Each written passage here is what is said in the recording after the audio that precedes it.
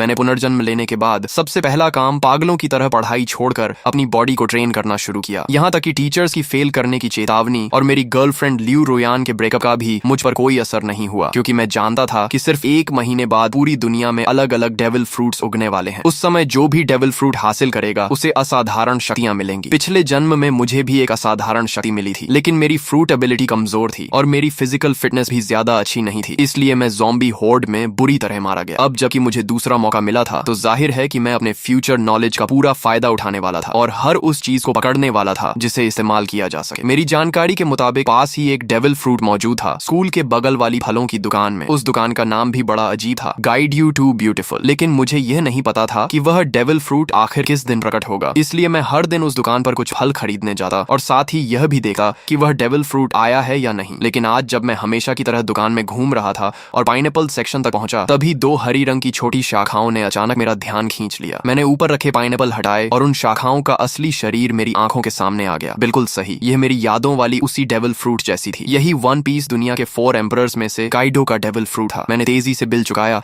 और बाकी फलों से भरा एक बैग भी उठा लिया ताकि किसी को शक ना हो। जैसे ही मैं दुकान से बाहर निकला, सामने एक मजबूत शरीर वाला मध्यम उम्र का आदमी दिखाई दिया, वही आदमी जो पिछले जन्म में अज़्योर ड्रैगन फ्रूट का मालिक बना था। मैंने मन ही मन राहत की सांस ली। अगर मैं थोड़ी देर और कर देता तो ये फ्रूट उसी के हाथ लग जाती। हॉस्टल लौटे ही मैंने एक पल की भी देरी नहीं की और अज़्योर ड्रैगन फ्रूट को उठाकर सीधे एक बड़ा काट लिया। उसका स्वाद ऐसा था जैसे किसी ने सूखे पानी के टैंक और गंदगी के गड्ढे को मिलाकर उसमें सड़ी हुई पोछे की कपड़े को घुमा दिया हो और फिर सीधे मुंह में ठूंस दिया हो। इतनी गंदी टेस्ट थी कि मैं लगभग वहीं उल्टी कर देता, लेकिन मैंने खुद को रोका और किसी तरह उस गूदे को निगल लिया। फिर मैंने दिल मजबूत करके उसका बचा हुआ छिलका, बीज और वह छोटी बैंगनी शाखा भी निगल ली। काफी देर बाद मैंने गहरी सांस ली। अब चमत्कार का बीज बोया जा चुका था, बाकी सिर्फ इंतजार करना था। इसके बाद मैंने मोबाइल निकाला और शॉर्ट वीडियोस तथा फोरम ब्राउजिंग शुरू कर दी। कई प्लेटफॉर्म देखने के बाद मैंने एक आईडी सर्च की और पहला वीडियो खोला। भाइयों, देख रहे हो, ये थंडर फ्रूट है। कमेंट सेक्शन में बोली लगाओ, जो ज्यादा कीमत देगा उसे मिलेगा। ये देखकर मेरा दिल तेज धड़कने लगा। हालांकि अज़्योर ड्रैगन फ्रूट मैं पहले ही खा चुका था और दूसरा डेविल फ्रूट नहीं खा सकता था, लेकिन जब अपोकलिप्स आएगा और सभी लोग इसकी असली कीमत जान जाएंगे, तब करोड़ों रुपए देकर भी एक फ्रूट नहीं मिलेगी। ये सबसे महत्वपूर्ण ट्रेडिंग रिसोर्स थी और अगर ट्रेडिंग में इस्तेमाल न भी करूं तो मैं इसे अपने माता पिता या अपनी बहन को खिला सकता था। वैसे भी दूसरी फ्रूट खाने की संभावना पूरी तरह खत्म नहीं हुई थी, बस उसके लिए ताकत और किस्मत दोनों चाहिए थी। मैंने कमेंट सेक्शन में कुछ नहीं लिखा, बल्कि सीधे उस पीले बालों वाले लड़के वांग तियानची को प्राइवेट मैसेज भेजा। भाई, ये फ्रूट बहुत बढ़िया बनाई है, बिल्कुल असली जैसी लग रही है, मैं इसे खरीदना चाहता हूँ। कमेंट सेक्शन वाले लोग सिर्फ मजाक कर रहे हैं, जो कीमत चाहिए सीधे बताओ, अगर सही लगी तो तुरंत खरीद लूंगा। उसने जवाब दिया, भाई ये सचमुच डेविल फ्रूट है, इसकी कीमत 15 लाख है। मैंने कहा, अगर ये सच में डेविल फ्रूट है तो तुम खुद क्यों नहीं खा लेते? अगर बेचने का इरादा है तो सामान्य कीमत बताओ, नहीं तो मैं तुम्हें ब्लॉक कर दूंगा। वह बोला, ठीक है 1 लाख। मैंने कहा 1000 फाइनल प्राइस। तुम्हारे जैसे कलेक्टिबल मॉडल की यही असली कीमत है। वह थोड़ा निराश हुआ, सोचा था ज्यादा पैसे ठग लूंगा, लेकिन 1000 भी ठीक है, कुछ दिन मौज हो जाएगी। मैंने कहा, ठीक है, पैसे दूंगा और सामान ले लूंगा। फिर मैंने पूछा, तुम कोई दुकान वाले नहीं हो? अगर मैं पैसे दे दूं और तुम सामान न भेजो तो बता दो, मैं आमने सामने डील करूंगा। उसने हंसकर कहा, सामने ही सही, क्या कर लोगे? उसने पता भेज दिया। फ्रूट मिलने के बाद मैं पूरी रफ्तार से निकल पड़ा और 2.5 घंटे में उसके बताए हुए छोटे शहर के स्टेशन पहुंच गया। मैंने पूछा, तुम वही हो जो डेविल फ्रूट बेच रहे थे? पेमेंट QR कोड दो, पहले फ्रूट देखूंगा फिर पैसे दूंगा। वह बोला, पहले पैसे फिर सामान। क्या तुम्हें लगता है मैं भाग जाऊंगा? मैंने कहा, यह तुम्हारा इलाका है। उसने सोचा और माना कि बात सही है, इस इलाके में उसकी थोड़ी बहुत पहचान थी। अगर मैं पैसे न देता तो वह एक फोन करता और उसके दोस्त मिनटों में पहुंच जाते। जब उसने बैग मेरी तरफ बढ़ाया तो मेरे हाथ तक कांप रहे थे। मैंने फ्रूट निकाली और मेरा दिल जोर जोर से धड़कने लगा। कोई गलती नहीं थी, ये असली डेविल फ्रूट थी। मैंने बिना समय गंवाए तुरंत 1000 रुपए ट्रांसफर कर दिए, फ्रूट को संभाला और वापस निकल पड़ा। अगर इस बेकार जगह से ट्रेन चलती होती तो मैं उसी समय घर लौट जाता। वापसी के रास्ते में मैं मोबाइल पर शॉर्ट वीडियोस देख रहा था कि अचानक एक वीडियो ने मेरा ध्यान खींच लिया। हाल ही में कई लोग अचानक बेहोश हो रहे हैं और लोगों के शरीर पर अजीब अजीब धब्बे दिखाई देने लगे हैं। एक्सपर्ट्स का कहना था कि यह संभवतः किसी नए प्रकार का फ्लू हो सकता है और सभी से मास्क पहनने तथा सावधानी बरतने की अपील की जा रही थी। ये खबर देखते ही मेरा दिल जोर से धड़क उठा। बेहोशी, शरीर पर धब्बे, क्या यह वही संकेत नहीं थे जो पिछले जन्म में अपोकलिप्स शुरू होने से पहले दिखाई दिए थे? मैंने बिना एक पल गंवाए हॉस्टल की ओर दौड़ लगा दी। पहले से तैयार रखा हुआ अपना सामान उठाया और बाहर निकलने ही वाला था कि पीछे से अचानक एक दर्दनाक चीख सुनाई दी। कई छात्र अचानक जमीन पर गिर पड़े और उनके शरीर पर धब्बे उभरने लगे। इसके तुरंत बाद एक रहस्यमयी दबाव पूरे क्षेत्र में फैल गया, जिससे सभी लोग हिलने तक में असमर्थ हो गए। तभी जो लोग पूरी तरह बेहोश हो चुके थे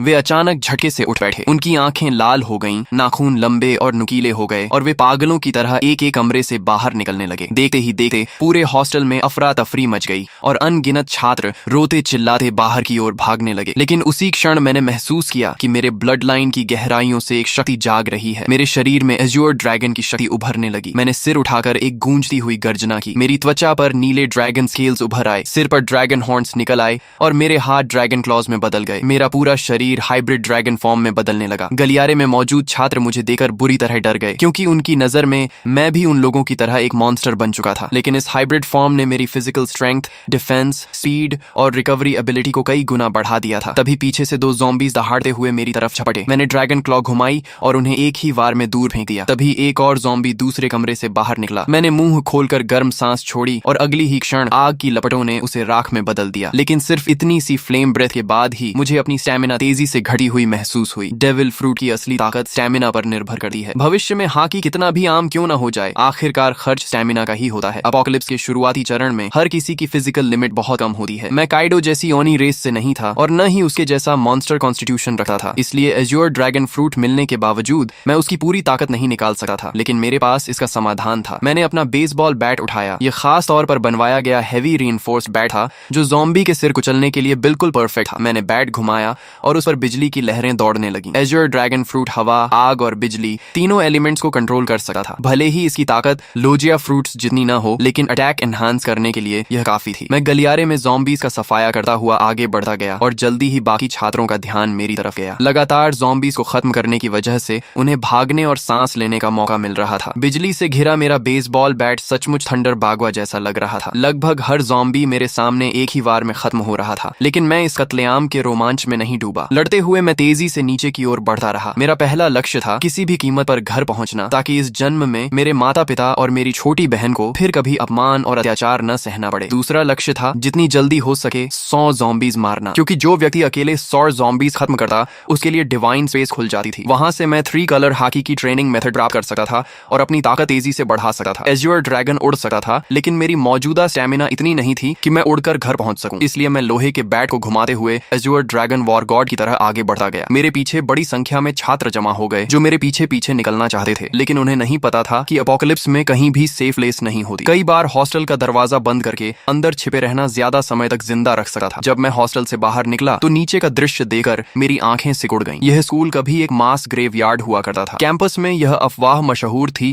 कि यहाँ यिन एनर्जी बहुत ज्यादा है और इसी वजह से आसपास रहने वाले लोग अक्सर बीमार पड़ जाते थे। बाद में एक फेंग शुई मास्टर ने सलाह दी थी कि यहाँ एक स्कूल बनाया जाए ताकि युवाओं की यांग एनर्जी इस जगह की यिन एनर्जी को दबा सके। लेकिन अब जो कंकाल वर्षों से जमीन के नीचे दफन थे, ज़ॉम्बी वायरस के प्रभाव से सभी जमीन फाड़कर बाहर निकल आए थे और जो भी जीवित इंसान दिख रहा था उस पर हमला कर रहे थे। कोई मुझे बचाओ! पूरे कैंपस में हाहाकार मचा हुआ था। हर कोई जान बचाने के लिए भाग रहा था। लोग घबराहट में एक दूसरे से टकरा रहे थे, लेकिन मैंने किसी पर ध्यान नहीं दिया और सीधे मेन गेट की दिशा में बढ़ता गया। रास्ते में चाहे ज़ॉम्बी मिले या स्केलेटन मॉन्स्टर, मैंने सबको अपने बैट से कुचल दिया। आखिरकार जब मैं स्कूल गेट तक पहुंचा तभी मेरा शरीर अचानक रुक गया। सिर्फ मैं ही नहीं, सभी लोग और यहाँ तक कि ज़ॉम्बीज भी वहीं थम गए। ऐसा लगा जैसे पूरे संसार का टाइम फ्रीज हो गया हो। फिर मेरी आंखों के सामने अंधेरा छा गया। Divine descent, devil fruits have arrived, divine space activated. जब मैंने दोबारा आंखें खोली तो खुद को एक रहस्यमयी स्थान में पाया। यहाँ न समय था, न दिशा, न कोई वास्तविक स्थान। केवल 2 लाइट स्क्रीन्स मौजूद थी, एक बड़ी और एक छोटी। बड़ी स्क्रीन पर लिखा था डिवाइन शॉप और छोटी स्क्रीन पर लिखा था पर्सनल पैनल। पिछले जन्म में मैं इन चीजों से भली भांति परिचित था। यह किसी अज्ञात सत्ता द्वारा दिया गया अवसर था जहाँ पॉइंट्स के बदले टेक्निक्स, इक्विपमेंट, स्किल्स और रिसोर्सेज खरीदे जा सकते थे। तभी घोषणा हुई, आप पहले व्यक्ति हैं जिसने 100 ज़ॉम्बीज का शिकार किया है। आपको डिवाइन रिवॉर्ड प्राप्त होगा। आपने अपोकलिप्स शुरू होने के 10 मिनट के भीतर 100 पॉइंट्स प्राप्त कर लिए हैं, इसलिए आपको विशेष रिवॉर्ड दिया जाएगा। इसके बाद मेरे सामने 3 विकल्प आए। पहला रिवॉर्ड था परफेक्ट फ्रूट, जो मेरे एज्योर ड्रैगन फ्रूट को पूर्ण अवस्था में पहुंचा देता। इसके बाद फ्रूट की सभी साइड इफेक्ट्स समाप्त हो जाती। मैं सी स्टोन और सी वाटर से प्रभावित नहीं होता और यहाँ तक कि दूसरा डेविल फ्रूट भी खा सकता था बिना शरीर फटे। दूसरा रिवॉर्ड था हाकी जीनियस। इसके लिए किसी ट्रेनिंग या पॉइंट्स की जरूरत नहीं थी। मुझे तुरंत 3 कलर हाकी जागृत हो जाती और बिना अभ्यास के भी धीरे धीरे बढ़ती रहती। यदि मैं ट्रेनिंग करता तो इसकी ग्रोथ स्पीड 2 गुनी हो जाती। तीसरा रिवॉर्ड था ज़ॉम्बी स्लेयर डिवाइन वेपन। मुझे अपनी पसंद का सुप्रीम ग्रेड वेपन मिलता जो ज़ॉम्बीज को 2 गुना डैमेज देता। फ्रूट, हाकी या वेपन, 3 में से एक चुनना था। पहला और तीसरा रिवॉर्ड तुरंत कॉम्बैट पावर बढ़ाते थे, जबकि दूसरा धीरे धीरे ताकत बढ़ाता, लेकिन उसकी पोटेंशियल लिमिट कहीं अधिक थी। पिछले जन्म के अनुभव के अनुसार बाद के चरणों में भी हाकी कभी आउटडेटेड नहीं हुई थी। मैं कुछ क्षण सोच में पड़ गया। तभी मुझे काइडो की कही बात याद आई, हाकी ही असली आधार है। रॉजर और गार्ब के पास कोई डेविल फ्रूट नहीं थी, फिर भी वे दुनिया के सबसे शक्तिशाली योद्धा बने। यहाँ तक कि काइडो ने हाकी को इतना महत्व दिया कि उसने उसने अपनी फ्रूट अवेकनिंग तक पर ज्यादा ध्यान नहीं दिया। ये सोचते ही मैंने फैसला कर लिया, ताकतें जितनी ज्यादा हों उतना अच्छा नहीं। असली बात यह है कि किसी एक ताकत को उसकी सीमा तक पहुंचाया जाए। एज्योर ड्रैगन फ्रूट कितनी शक्तिशाली बनेगी, ये पूरी तरह मेरी फिजिकल स्ट्रेंथ पर निर्भर था। अगले ही क्षण मैंने हाकी जीनियस चुन लिया। तुरंत 3 कलर हाकी मेरे भीतर जाग उठी। काली ऊर्जा की एक पतली परत मेरी मुट्ठियों पर चढ़ गई। यह आर्मामेंट हाकी थी। इसके बाद मैंने कुछ पॉइंट्स खर्च करके 5 वाटर मीट खरीदे, जो तेजी से स्टेमिना रिकवर करने वाला फूड था और लड़ाई में लंबे समय तक टिकने में मदद करता था। पर्सनल पैनल सिर्फ स्टेटस स्क्रीन नहीं थी, बल्कि कम्युनिकेशन डिवाइस भी थी। अपोकलिप्स में जब मानव सभ्यता टूट गई थी, तब लोग इसी पैनल के कम्युनिकेशन फंक्शन से संपर्क बनाए रखते थे। इसमें अलग अलग चैनल्स भी बने हुए थे और बहुत से लोग पहले ही बातचीत शुरू कर चुके थे। तभी घोषणा हुई, स्पेस कनेक्शन समाप्त होने वाली है। भविष्य में केवल विचार करते ही डिवाइन स्पेस में प्रवेश किया जा सकेगा। मेरी आंखों के सामने फिर अंधेरा छा गया। जब मैंने दोबारा आंखें खोली तो मैं वापस अपने शरीर में था। चारों ओर अनगिनत ज़ॉम्बीज और घबराए हुए छात्र शिक्षक मौजूद थे। मैंने तुरंत एक वाटर मीट मुंह में ठूंस ली और तेजी से खाते हुए स्कूल गेट की ओर बढ़ने लगा। तभी मुझे अचानक खतरे का एहसास हुआ। मैंने तुरंत अपना शरीर एक ओर घुमा लिया। जिस जगह मैं खड़ा था वहां अगले ही पल जमीन फट गई और एक स्केलेटन आर्म बाहर निकल आई। बहुत से लोग सोच रहे थे कि शहर छोड़कर किसी सुनसान जगह चले जाएंगे और किसी तरह जीवित रहेंगे, लेकिन उन्हें नहीं पता था कि अब इस दुनिया में 1 इंच भी सुरक्षित जमीन नहीं बची थी। इसी दौरान रास्ते में चल रही कारों के रेडियो पर इमरजेंसी ब्रॉडकास्ट लगातार बज रहा था। यह राष्ट्रीय आपातकालीन सूचना है। सभी नागरिक शांत रहें, अपने घरों के अंदर रहें और दरवाजे खिड़कियां बंद रखें। हमारी सेना पूरी तरह सक्रिय हो चुकी है। रेडियो पर आगे घोषणा हुई, हमारी बायोलॉजिकल लैबोरेटरीज भी एंटीडोट विकसित करने में लगी हुई हैं। कृपया शांति बनाए रखें और घबराहट में कोई गलत कदम न उठाएं। लेकिन मैं जानता था कि सच्चाई इससे कहीं ज्यादा भयावह है। ज़ॉम्बी वायरस की पहली लहर हवा के जरिए फैलती थी और जिन लोगों की फिजिकल कॉन्स्टिट्यूशन कमजोर होती थी वे सबसे पहले संक्रमित होते थे। इसी वजह से हॉस्पिटल्स और ओल्ड एज होम्स संक्रमण के सबसे बड़े केंद्र बन गए थे। अपोकलिप्स शुरू होने के बाद वायरस का मुख्य संक्रमण तरीका ब्लड ट्रांसमिशन बन जाता था। ऐसी स्थिति में सेना के जवान, जिनकी फिजिकल फिटनेस सबसे अच्छी होती थी, उनके संक्रमित होने की संभावना बहुत कम रहती थी। इसलिए अपोकलिप्स की शुरुआत में मिलिट्री अभी भी कुछ हद तक प्रभावी रहती थी, लेकिन मैं जानता था कि यह ज्यादा समय तक नहीं चलेगा। अगर सेना तेजी से ज़ॉम्बीज को खत्म करना चाहती तो उसे गन्स और अन्य फायर आर्म्स का इस्तेमाल करना पड़ता, लेकिन ऐसा करने पर उन्हें पॉइंट्स नहीं मिलते। पॉइंट्स के बिना वे मजबूत नहीं बन सकते थे। दूसरी तरफ ज़ॉम्बीज लगातार विकसित होते जाते और आखिरकार ऐसे स्तर पर पहुंच जाते जहां सामान्य फायर आर्म्स भी उनके सामने बेअसर हो जाती। जैसे जैसे ज़ॉम्बीज मजबूत होते, सेना कमजोर पड़ती जाती और समाज का पतन तेजी से होने लगा। इसलिए इस अपोकलिप्स में असली उम्मीद सिर्फ एक ही थी, हर इंसान को योद्धा बनना होगा और खुद ज़ॉम्बीज से लड़ना होगा। यह एक ऐसी सर्वाइवल कंपटीशन थी जिसमें केवल योग्य और शक्तिशाली लोग ही आगे बढ़ सकते थे। मेरी कार तेज रफ्तार से सड़क पर दौड़ रही थी। रास्ते में अगर कोई ज़ॉम्बी सामने आ भी जाता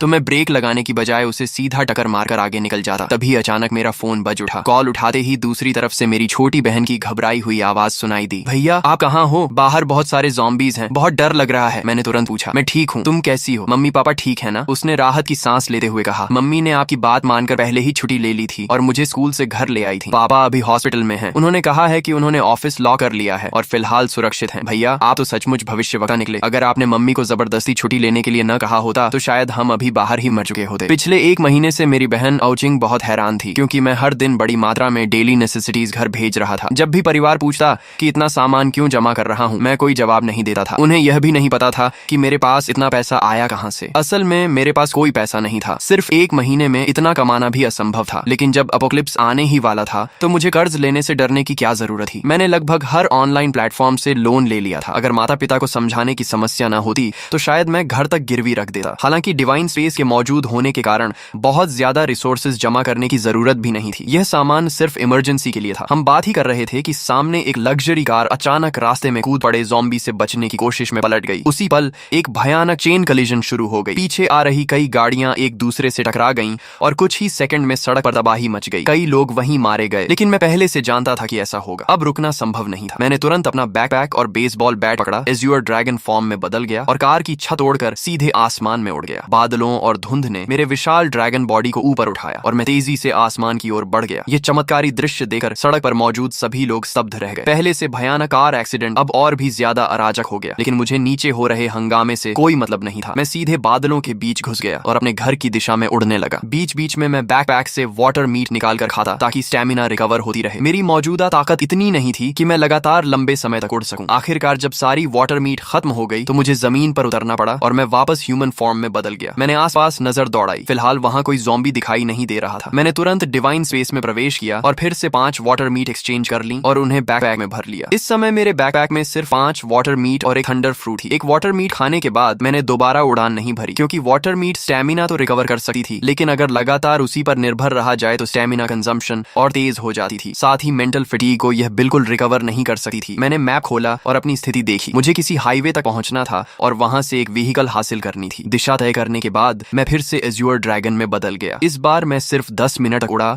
और जल्द ही नीचे एक हाईवे दिखाई देने लगी, जहां अनगिनत व्हीकल्स तेज रफ्तार से दौड़ रही थी। मेरा लक्ष्य था कोई मजबूत ऑफ रोड एसयूवी ढूंढना। नीचे सड़क पर मौजूद कई लोगों ने आसमान में उड़ते एज्योर ड्रैगन को देख लिया था। तुरंत लोगों ने अपने फोन्स निकालकर वीडियो बनाना शुरू कर दिया और उसे डिवाइन स्पेस के कम्युनिकेशन चैनल पर अपलोड कर दिया। दोस्तों, मैंने ड्रैगन देखा है, बहुत बड़ा एज्योर ड्रैगन, कम से कम 10 मीटर लंबा होगा, किसी ने लिखा। दूसरे ने जवाब दिया, ये जरूर काइडो का एज्योर ड्रैगन फ्रूट होगा। पता नहीं किस लकी आदमी को इतनी ताकतवर मिथिकल बीस्ट फ्रूट मिल गई। तभी किसी और ने लिखा, मुझे भी कभी थंडर फ्रूट मिली थी, लेकिन मैंने उसे नकली समझकर बेच दिया। ये मैसेज लिखने वाला वही पीले बालों वाला हुआंग तियंची था। उसे अब पछतावे से खुद को मार लेने का मन कर रहा था। आखिर उसने असली थंडर फ्रूट सिर्फ 1000 रुपए में बेच दी थी। जीजू से यूजो जाने वाले हाईवे के ऊपर उड़ते हुए मैं आखिरकार एक बेहद मजबूत दिखने वाली ऑफ रोड एसयूवी पर नजर टिकाने ही वाला था। मैं नीचे उतरकर राइड लेने की तैयारी कर रहा था कि तभी मेरी नजर सड़क किनारे खड़े एक विशाल पेड़ पर पड़ी। वहां किसी चीज की हल्की लेकिन रहस्यमयी चमक टिमटिमा रही थी। मैंने पहले ही अनुमान लगाया था कि दुनिया में प्रकट होने वाले अधिकांश डेविल फ्रूट्स जोन टाइप के होंगे। हालांकि मिथिकल बीस्ट फ्रूट्स भी उतने दुर्लभ नहीं थे जितना लोग सोचते थे। आखिर दुनिया की हर संस्कृति और हर सभ्यता में अनगिनत मिथिकल क्रीचर्स, डिवाइन बीस्ट्स और डीमोनिक मॉन्स्टर्स मौजूद थे। उन सभी के आधार पर नई मिथिकल बीस्ट फ्रूट्स जन्म लेने वाली थी। लेकिन भले ही मिथिकल फ्रूट्स की संख्या बढ़ जाए, फिर भी वे सबसे शक्तिशाली फ्रूट्स में गिनी जाती थी। मैंने अपने ड्रैगन क्लॉ से उस चमकती हुई फ्रूट को तोड़ा और उसे पीछे लटके बड़े बैकपैक में रख लिया। जब मेरे पॉइंट्स 1000 तक पहुंच जाएंगे, तब डिवाइन स्पेस में एक नया फंक्शन अनलॉक होगा, डेविल फ्रूट आइडेंटिफिकेशन। उसकी मदद से मैं किसी भी फ्रूट की एबिलिटी पहले से जान सकता था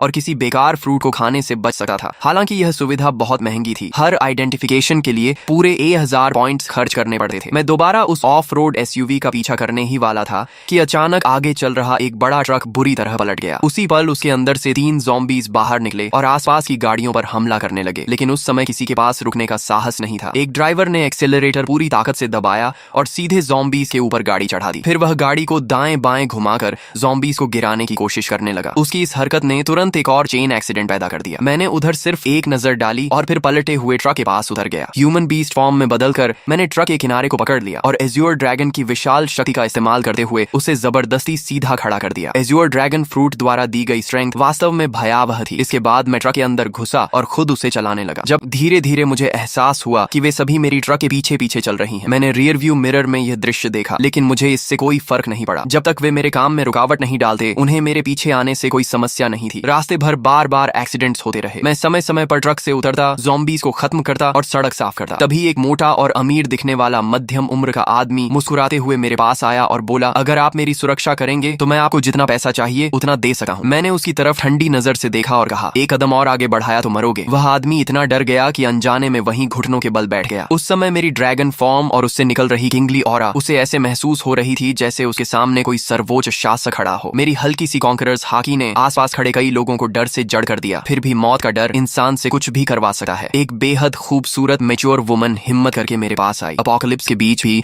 उसने खुद को बेहद आकर्षक तरीके से सजाया हुआ था। उसने मुस्कुराते हुए कहा, हैंडसम, क्या आप मुझे अपने साथ ले जा सकते हैं? आप मेरे साथ जो चाहें कर सकते हैं। मैंने बिना भाव बदले सिर्फ एक शब्द कहा, दफा हो जाओ। मैं अभी अपनी ड्रैगन एबिलिटी हटाकर ट्रक में चढ़ने ही वाला था कि तभी एक लंबा चौड़ा ताकतवर आदमी तेजी से मेरी तरफ आया। उसने देखा कि मैं रुकने वाला नहीं हूँ तो जल्दी जल्दी बोला, सर, मैंने भी बहुत सारी अपोकलिप्स नॉवेल्स पढ़ी हैं। आप इतने शक्तिशाली हैं, लेकिन क्या आपको बेस बिल्ड करने के लिए लोगों की जरूरत नहीं पड़ेगी? मेरा नाम लिन कुई है। मेरे पास कोई खास टैलेंट नहीं है, लेकिन ताकत बहुत है। मैं एक कॉम्बैट कोच हूँ और निश्चित रूप से आपके काम आ सकता हूँ। मैं रुक गया और उसकी तरफ देखने लगा। थोड़ी पर हाथ रखकर कुछ देर सोचता रहा। उसकी बात गलत नहीं थी। सिविलाइजेशन और सोशल ऑर्डर जल्द ही पूरी तरह खत्म होने वाले थे। अगर मुझे अपोकलिप्स में लंबे समय तक जीवित रहना था तो मुझे अपना खुद का सेफ बेस बनाना पड़ेगा। ज़ॉम्बीज की ग्रोथ स्पीड बहुत तेज थी। अकेले मेरे लिए हर समय अपने परिवार की रक्षा करना मुश्किल था। जब लिन कुई ने देखा कि मैं सोच रहा हूँ तो उसके चेहरे पर खुशी छा गई। उसने बिना देर किए अपना सामान, अपनी कार और बाकी सब कुछ वहीं छोड़ दिया। उसे डर था कि अगर उसने एक पल भी देरी की तो मैं उसे छोड़कर चला जाऊंगा। वह इतना सावधान था कि फ्रंट सीट पर बैठने की हिम्मत भी नहीं कर सका। अपनी फिजिकल फिटनेस का इस्तेमाल करते हुए सीधे ट्रक के पीछे वाले कार्गो एरिया में चढ़ गया। लिन कुई की सफलता देखकर बाकी लोगों को भी उम्मीद नजर आने लगी। उन्हें लगा कि मैं पूरी तरह निर्दयी नहीं हूँ। तभी वह अमीर मध्यम उम्र का आदमी फिर कुछ कहने ही वाला था कि मैंने उसे बीच में रोक दिया। अगर मैं लोगों को भर्ती भी करूंगा तो किसी को सिर्फ उसके शब्दों पर नहीं चुनूंगा। शुरुआती चरण में एक आदमी ही काफी है और उसकी लॉयल्टी भी अभी साबित नहीं हुई है, उसे समय के साथ परखा जाएगा। तभी वह खूबसूरत महिला फिर आगे आई और दृढ़ आवाज में बोली, कृपया मुझे एक मौका दीजिए। मेरी क्षमता और मेरी जान दोनों आपके लक्ष्य पूरे करने के लिए समर्पित रहेंगी। उसकी आंखों में झलकता दृढ़ निश्चय देकर मुझे एहसास हुआ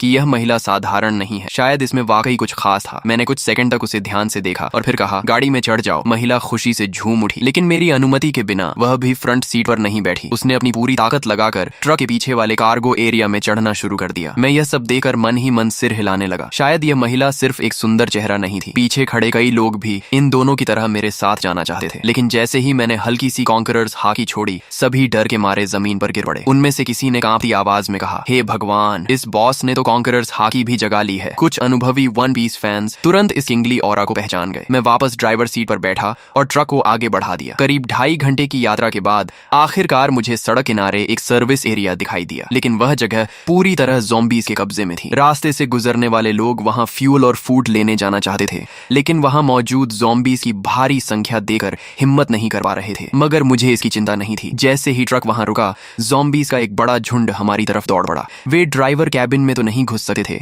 इसलिए ट्रक के पीछे चढ़कर लिन कुई और उस महिला पर हमला करने की कोशिश करने लगे। दोनों डरकर कार्गो एरिया के अंदर दुबक गए और सिर तक बाहर निकालने की हिम्मत नहीं कर पाए। मैं ट्रक से उतरा, ह्यूमन बीस्ट फॉर्म में बदला और बेसबॉल बैट घुमाते हुए कुछ ही सेकंड में ट्रक पर चढ़ रहे कई ज़ॉम्बीज़ के सिर कुचल दिए। तभी मुझे एहसास हुआ कि पीछे पीछे आ रहा पूरा व्हीकल कॉन्वॉय भी इस सर्विस एरिया तक पहुंच चुका था। वे लोग चाहते थे कि मैं ज़ॉम्बीज़ को खत्म कर दूं ताकि वे आराम से फ्यूल और सप्लाईज ले सकें। लेकिन जैसे ही उनकी गाड़ियां वहां पहुंची, अगले ही पल ज़ॉम्बीज़ का विशाल झुंड उन गाड़ियों की ओर टूट पड़ा और मजबूर होकर वह पूरा व्हीकल कॉन्वॉय सर्विस एरिया छोड़कर आगे निकल गया। उधर मैं एक एक वार में ज़ॉम्बीज़ को खत्म करता गया और कुछ ही देर में पूरे सर्विस एरिया को साफ कर दिया। सिर्फ एक ज़ॉम्बी मैंने लिनकुई के लिए छोड़ी ताकि वह प्रैक्टिस कर सके। आखिर वह एक कॉम्बैट कोच था, इसलिए उसकी स्ट्रेंथ, स्पीड और कॉम्बैट रिफ्लेक्सेस वाकई अच्छे थे। जब तक मैं फ्यूल भरकर लौटा, तब तक उसने भी उस ज़ॉम्बी को सफलतापूर्वक मार गिराया था। सप्लाईज इकट्ठा करने के बाद मैंने आखिरकार उस छिपाव पहने खूबसूरत महिला का नाम पूछा। हालांकि वह दिखने में पतली दुबली थी और पहली नजर में ज्यादा उपयोगी नहीं लगती थी, लेकिन जब से वह मेरी ट्रक पर चढ़ी थी, उसने खुद को काफी अच्छा साबित किया था। ज़ॉम्बीज़ के ट्रक पर चढ़ने के दौरान भी उसने चीख पुकार नहीं मचाई थी। इससे मेरे मन में उसके लिए सम्मान थोड़ा और बढ़ गया। जैसे ही मैंने उसका नाम पूछा, उसने तुरंत जवाब दिया, मेरा नाम लियू मेंग कियन है। मैंने कहा, अब से फ्रंट सीट पर बैठो, ट्रक के कार्गो एरिया में चढ़ने की जरूरत नहीं है। ये सुनते ही उसने सिर झुकाकर कहा, जी मास्टर। उसके मुंह से निकला यह संबोधन मुझे फिर से चौंका गया। उसने मेरा नाम तक नहीं पूछा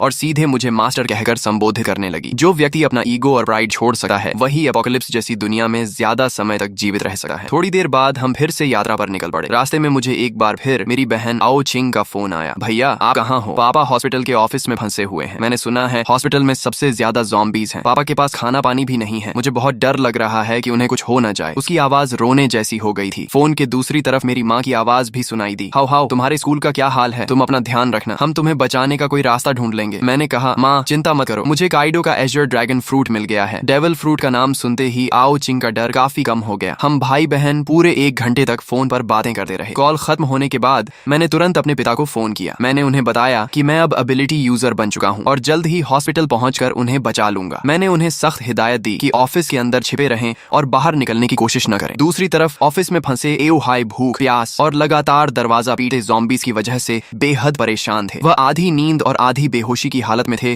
कि तभी मेरा फोन आया। मेरा नाम देखते ही उनमें जान आ गई। जब मैंने उन्हें वीडियो कॉल की और उन्होंने मुझे ड्रैगन ह्यूमन फॉर्म में ज़ॉम्बीज़ का सफाया करते देखा, तब जाकर उनके दिल को सुकून मिला। उन्होंने मुझे अपने ऑफिस का रास्ता बताया। मैं तेजी से हॉस्पिटल के एक कोने में बने ऑफिस तक पहुंच गया। वहां 12 ज़ॉम्बीज़ लगातार दरवाजा तोड़ने की कोशिश कर रहे थे। दरवाजे में कई बड़े छेद भी हो चुके थे। अगर अंदर से टेबल्स और चेयर्स लगाकर उसे ब्लॉक न किया गया होता तो ज़ॉम्बीज़ कब के अंदर घुसकर पापा को टुकड़े टुकड़े कर चुके होते। मैंने बेसबॉल बैट घुमाई और कुछ ही सेकंड में उन सभी ज़ॉम्बीज़ के सिर तोड़ डाले। फिर एक जोरदार किक मारकर ऑफिस का दरवाजा खोल दिया। अंदर मौजूद पापा की हालत जरूर खराब थी, लेकिन वे पूरी तरह सुरक्षित थे। मेरे लिए यही सबसे बड़ी खुशखबरी थी। एओ हाई वाटर मीट खाते हुए बोले, तो ये वही डेविल फ्रूट एबिलिटी है जिसके बारे में तुम और आओ चिंग बात कर रहे थे। ऑफिस में फंसे रहने के दौरान उन्होंने डिवाइन स्पेस के कम्युनिकेशन चैनल्स में बहुत सारे वीडियोस और डिस्कशंस देख लिए थे, इसलिए उन्हें वन पीस और डेविल फ्रूट्स के बारे में कुछ जानकारी हो गई थी। मैं हंस पड़ा और एक और अंदर घुसे ज़ॉम्बी का सिर बैट से कुचलते हुए बोला, कैसा लगा आपका बेटा? कूल है ना? आओ हाई मुस्कुराकर बोले, बहुत कूल है बदमाश। अपोकलिप्स शुरू होने के बाद उन्होंने अपनी आंखों से अनगिनत लोगों को ज़ॉम्बीज़ के हाथों मरते देखा था। ऐसे में उनका पूरा परिवार अभी तक सुरक्षित था। यही उनके लिए सबसे बड़ी खुशी थी। हॉस्पिटल से बाहर निकलते समय मैंने देखा कि कई कई बिल्डिंग्स के दरवाजों और खिड़कियों के पीछे लोग छिपे हुए बाहर झांक रहे थे। जब उन्होंने एओ हाई को एक ड्रैगन मैन के साथ जाते देखा और यह भी देखा कि वह ड्रैगन मैन कितनी आसानी से ज़ॉम्बीज़ को मार रहा है, तो कई लोग मदद के लिए चिल्लाने लगे, ओल्ड हाई, हमें भी बचा लो। आओ हाई के चेहरे पर दया की झलक दिखाई दी। उन्होंने कहा, हाओ, इन्हें भी बचा लो, ये सब मेरे कॉलीग्स हैं, बहुत बेचारे हैं। मैंने ठंडे स्वर में जवाब दिया, बचाकर क्या करूंगा? क्या मैं इन्हें एक एक करके इनके घर भी छोड़ूंगा? और अगर घर पहुंच भी गए तो क्या वे निश्चित रूप से जिंदा रह पाएंगे? मैंने उनकी पुकारों को अनसुना किया और पापा को लेकर आगे बढ़ गया। रास्ते में हम उस कमरे के पास पहुंचे जहां लिन कुई और लियू मेंकियन छिपे हुए थे। मैंने दरवाजे पर हमला कर रहे ज़ॉम्बीज़ को खत्म किया और फिर एक बार में दरवाजा तोड़ दिया। मुझे देखकर दोनों तुरंत बाहर आ गए और एक साथ बोले, मास्टर। ये सुनकर आओ हाई की आंखें फैल गईं। एक तरफ मांसपेशियों से भरा विशाल आदमी और दूसरी तरफ एक बेहद खूबसूरत महिला, दोनों मेरे सामने इतनी इज्जत से झुके हुए थे। खासकर लियू मेंकियन द्वारा मुझे मास्टर कहना उन्हें और भी अजीब लग रहा था। उनके चेहरे पर साफ लिखा था, हे भगवान, मेरा बेटा आखिर बाहर क्या क्या कर रहा है। यहाँ तक कि मेरी 2 जन्मों की मोटी चमड़ी भी थोड़ा गर्म हो गई। मैंने सामान्य बने रहने की कोशिश करते हुए कहा, ये दोनों रास्ते में मिले छोटे भाई बहन जैसे हैं। लेकिन आओ हाई की आंखें साफ कह रही थीं कि उन्हें मेरी बात पर जरा भी विश्वास नहीं हुआ। मैं और कुछ समझाने की बजाय चुप हो गया। हम सभी ट्रक तक पहुंचे। मैंने पापा को फ्रंट सीट पर बैठाया और लियू मेंकियन को फिर से कार्गो एरिया में भेज दिया। जब हम घर पहुंचे तो मेरी बहन आओ चिंग ने लियू मेंकियन को देखते ही आश्चर्य से मुंह खोल दिया। वाह, कितनी सुंदर महिला है। और अभी इसने भैया को क्या कहा, मास्टर? फिर उसने लिन कुई की तरफ देखा। और ये मसल मॉन्स्टर कौन है? अगर कोई कह दे कि यह स्पेशल फोर्सेस का सैनिक है तो भी मैं मान लूंगी। और ये भी भैया को बॉस कह रहा है। इस समय लियू मेंकियन एक परफेक्ट मेड की तरह दोनों हाथ पेट के सामने जोड़कर शांति से मेरे पीछे खड़ी थी। वहीं लिन कुई काफी असहज महसूस कर रहा था। वह मिलनसार व्यक्ति था,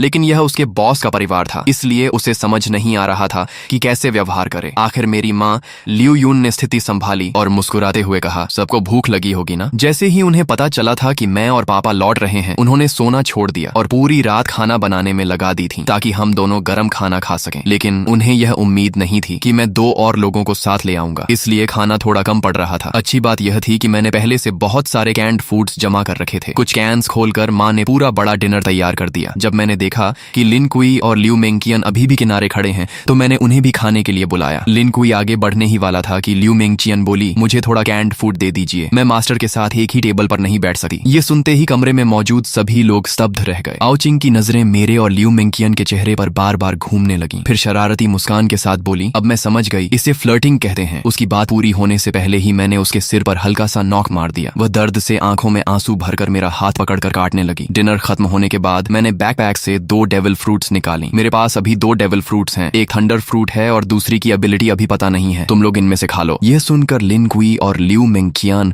दोनों चौंक गए। उन्हें उम्मीद नहीं थी कि मेरे पास इतनी दुर्लभ चीजें भी मौजूद हैं। उनकी आंखों में चाहत साफ दिखाई दे रही थी। आओ चिंग उत्साह से दोनों फ्रूट्स को उठाकर देखने लगी। फिर उसने उन्हें माता पिता को दिखाया, लेकिन आओ हाई ने फ्रूट देकर वापस मुझे लौटा दी। आओ चिंग को दे दो, हमारी उम्र हो चुकी है, हम खाएंगे तो बर्बाद हो जाएंगी। माँ भी सहमत हो गई। हाँ, तुम्हारे जैसा बेटा हमारी रक्षा कर रहा है, हमारे लिए वही काफी है। इतनी कीमती चीज तुम्हारे पास रहेगी तो ज्यादा काम आएगी। मैंने समझाने की कोशिश की, मेरे पास पहले से एज्योर ड्रैगन फ्रूट है, मेरी ग्रोथ बहुत तेज होगी। लेकिन अगर आप लोग भी डेविल फ्रूट्स खा लेंगे तो ज़ॉम्बीज़ मारकर जल्दी पॉइंट्स कमा सकेंगे और हाकी ट्रेनिंग भी अनलॉक कर पाएंगे। अपोकलिप्स में असली कैपिटल यही है। लेकिन काफी देर समझाने के बाद भी माता पिता नहीं माने। आखिर मैंने हार कर आओ चिंग की तरफ देखा। ठीक है, तुम चुन लो। आओ चिंग तो कब से इसी पल का इंतजार कर रही थी। उसने दोनों फ्रूट्स हाथ में लेकर बार बार देखा, लेकिन काफी सोचने के बाद उसने थंडर फ्रूट मुझे वापस दे दी। मैं हैरान रह गया। क्या तुम थंडर फ्रूट नहीं लोगी? लोजिया एलिमेंटलाइजेशन शुरुआती चरण में लगभग इनविंसिबल होती है और दूसरी फ्रूट की एबिलिटी क्या है यह भी नहीं पता। आओ चिंग मुस्कुराकर बोली, डिवाइन स्पेस में डीमन रिमूवल पोशन मिलती है, उससे डेविल फ्रूट की साइड इफेक्ट्स हट सकती हैं और इंसान दूसरी फ्रूट भी खा सकता है। भैया आप इतने मजबूत हो कि वह पोशन जरूर हासिल कर लोगे। थंडर फ्रूट आपके लिए ज्यादा उपयुक्त है, मैं दूसरी फ्रूट खा लूंगी। मैंने कुछ देर सोचा और कहा, ठीक है, लेकिन पहले इसकी आइडेंटिफिकेशन कर लेते हैं। अगर एबिलिटी अच्छी हुई तो तुम खा लेना। डेविल फ्रूट आइडेंटिफिकेशन 1000 पॉइंट्स के बाद अनलॉक होती थी। आओ चिंग को यह बात पता नहीं थी क्योंकि उसके पास अभी कोई पॉइंट्स नहीं थी। लेकिन मैं स्कूल से लेकर हॉस्पिटल तक ज़ॉम्बीज का इतना सफाया कर चुका था कि मेरे पॉइंट्स 1000 से भी ज्यादा हो चुके थे। तभी आओ चिंग ने जल्दी से सिर हिलाया, नहीं, 1000 पॉइंट्स बहुत ज्यादा हैं। इतना कहकर उसने मेरे जवाब का इंतजार तक नहीं किया। उसने तुरंत उस सुनहरी मकई जैसी दिखने वाली डेविल फ्रूट उठाई और एक बड़ा टुकड़ा काटकर निगल लिया। ये देखकर मैं घबरा गया। मुझे बिल्कुल उम्मीद नहीं थी कि वह सीधे फ्रूट खा लेगी। अगर यह कोई कमजोर एबिलिटी निकली तो बाद में पछताने का भी मौका नहीं मिलेगा। लेकिन अब बहुत देर हो चुकी थी। आओ चिंग फ्रूट का गूदा निगल चुकी थी। मैं केवल मन ही मन प्रार्थना कर सकता था कि उसे कोई शक्तिशाली एबिलिटी मिले।